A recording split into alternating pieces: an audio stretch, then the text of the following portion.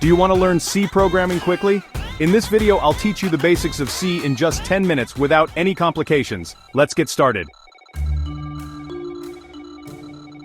The first thing you need is to download a C compiler like GCC or CodeBlocks. You can run the code via terminal or the IDE.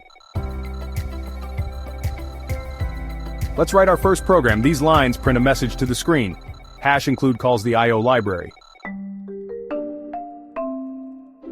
In C programming, variables are used to store data.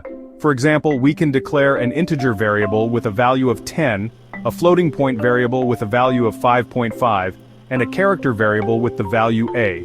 These variables allow us to work with different types of data efficiently. Control flow structures like if-else statements and loops are essential for making decisions and repeating actions in your code.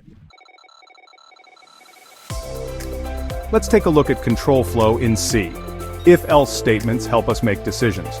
For instance, if is greater than 5, we can print x is greater than 5 to the console. Loops, such as for loops, allow us to repeat actions. For example, we can iterate from 0 to 4 and print the iteration number each time. Functions make our code reusable and organized. For example, we can create a function called that takes two integers and returns their sum. This allows us to use the function whenever we need to add two numbers, without writing the addition logic repeatedly.